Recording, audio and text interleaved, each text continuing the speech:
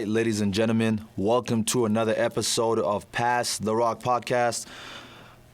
It's a great day here in Lubbock, Texas. Not too chilly, not too hot. It's not sunny though, so the weather is not really appealing to my eye. But today we're going to be addressing all things NFL draft. The NFL draft is coming up in a couple of weeks, April 29th to May 1st. And obviously most people are going to lose their focus after the first round of the NFL draft. But I think everyone should keep watching, or after the first day actually. But everyone should keep watching. There's a lot of sleepers in this draft. But today I'm not going to be addressing sleepers necessarily. I have a very specific topic to address, specifically towards a quarterback, and that quarterback is Justin Fields. Before I get to that, I definitely want y'all to go check out my past video on March Madness and the final championship that happened last week, Monday.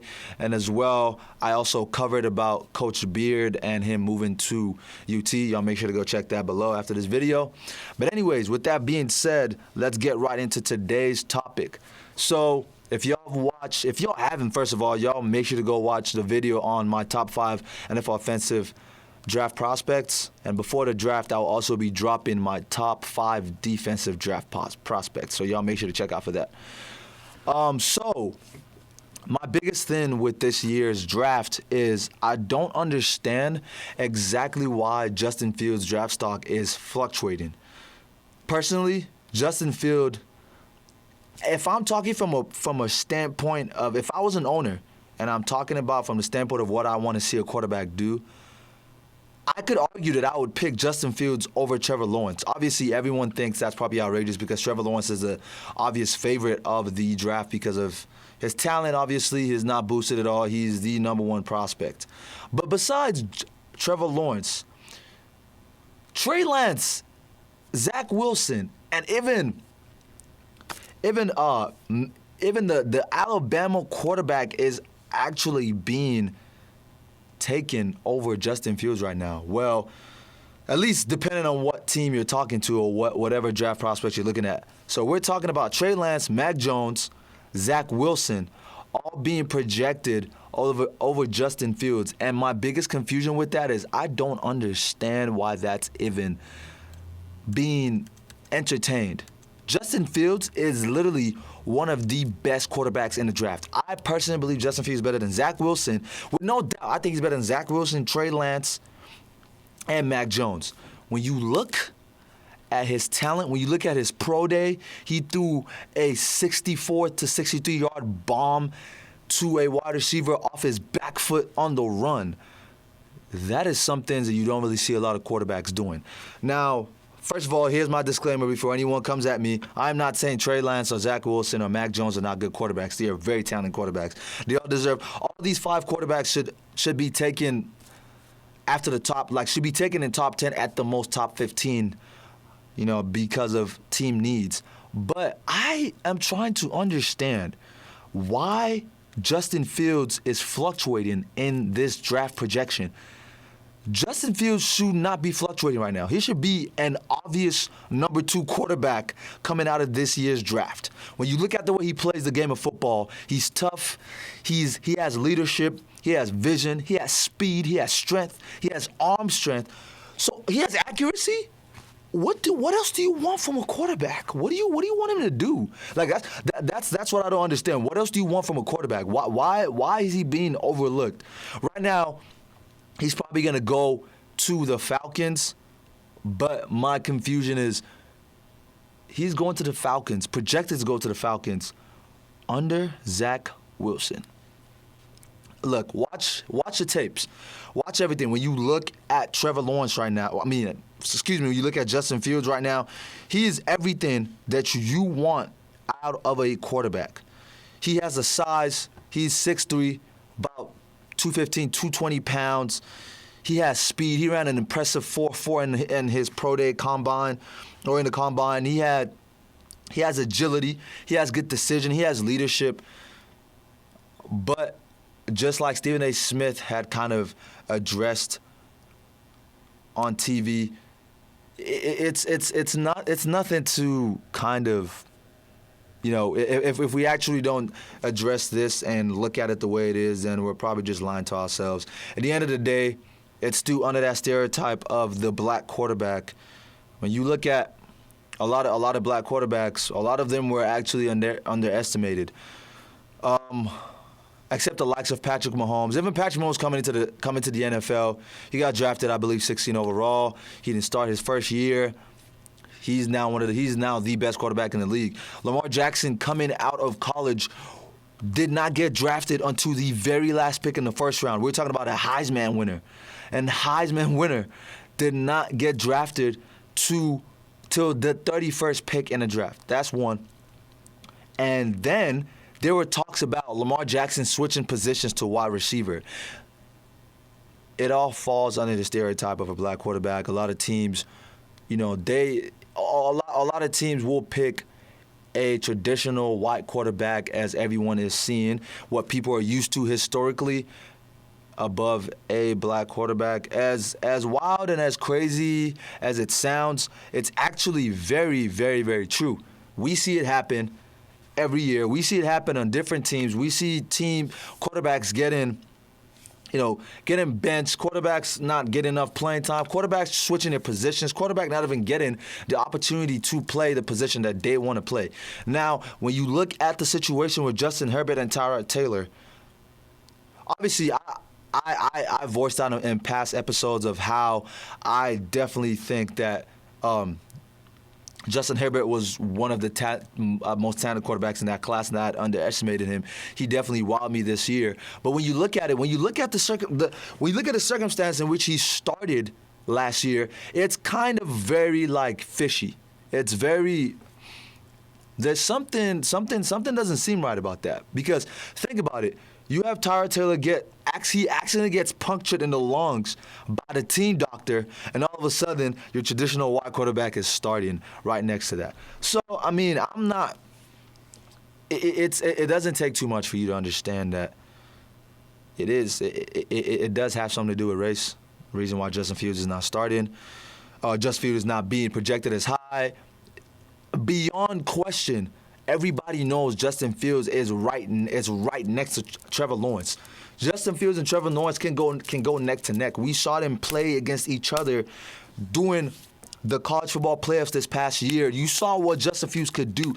Only so many quarterbacks who get hit in the ribs and come back and play the rest of the game. He got hit in the ribs, directly in the ribs, with a helmet straight to his ribs. He played the whole game. I don't know, for those who've never thrown a football before, when you throw a football, I'm pretty sure your ribs get involved in that.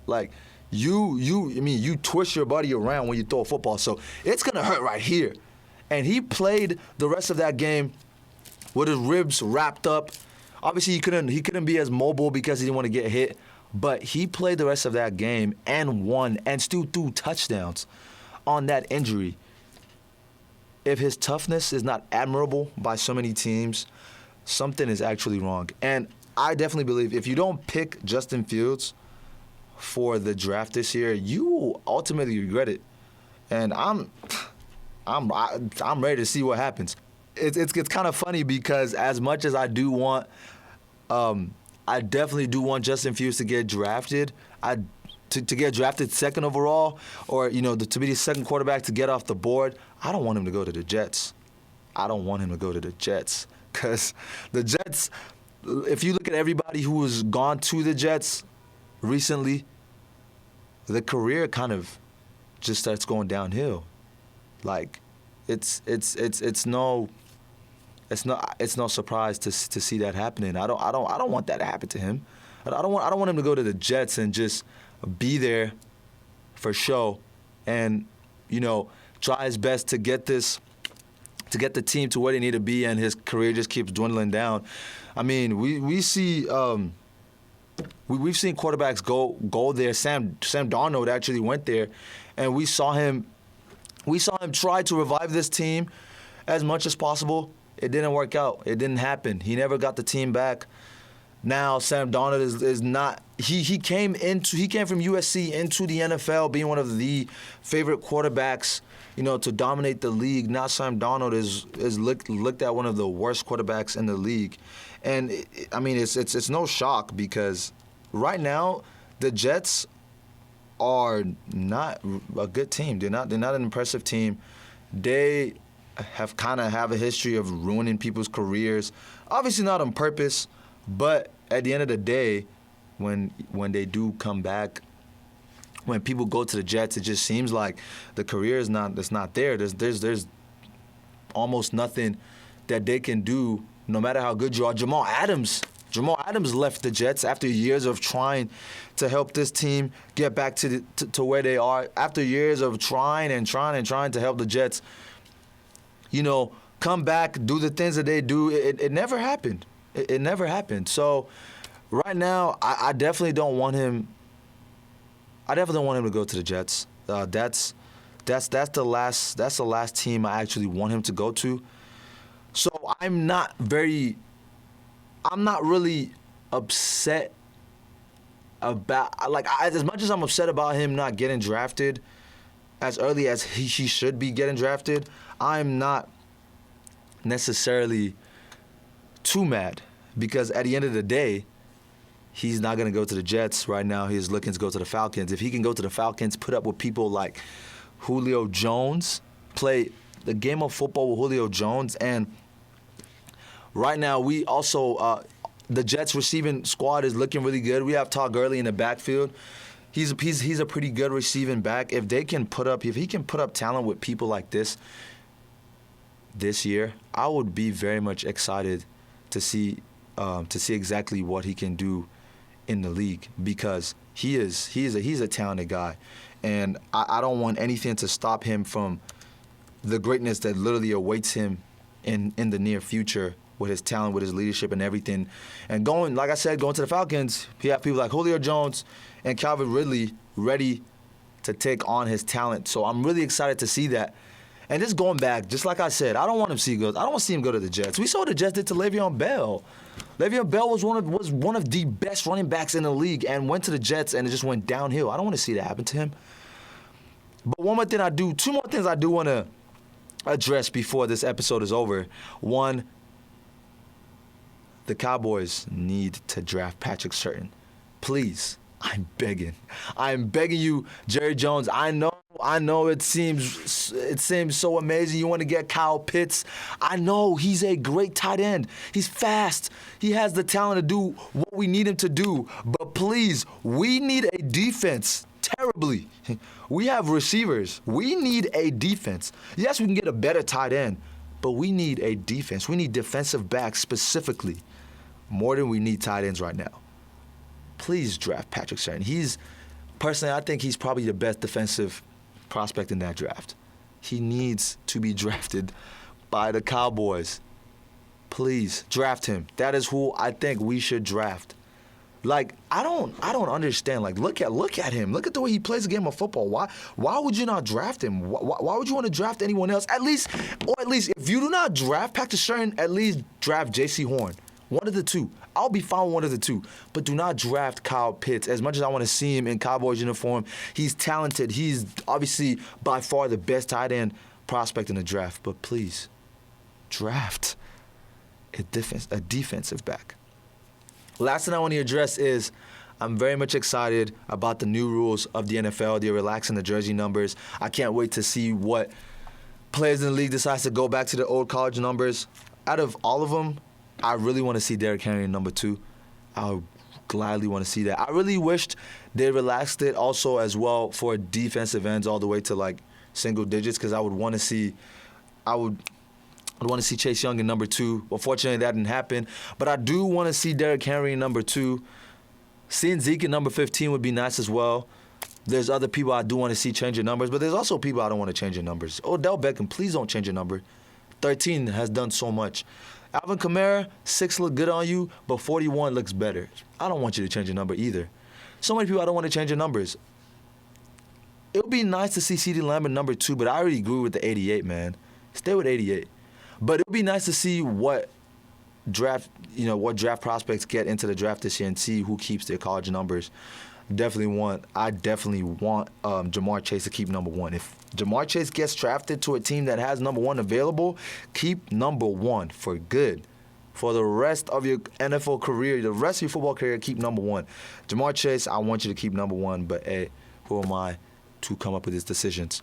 With that being said, guys, thank y'all so much for watching today's episode. Y'all make sure to go check out my past few episodes about March Madness. Y'all will definitely enjoy it.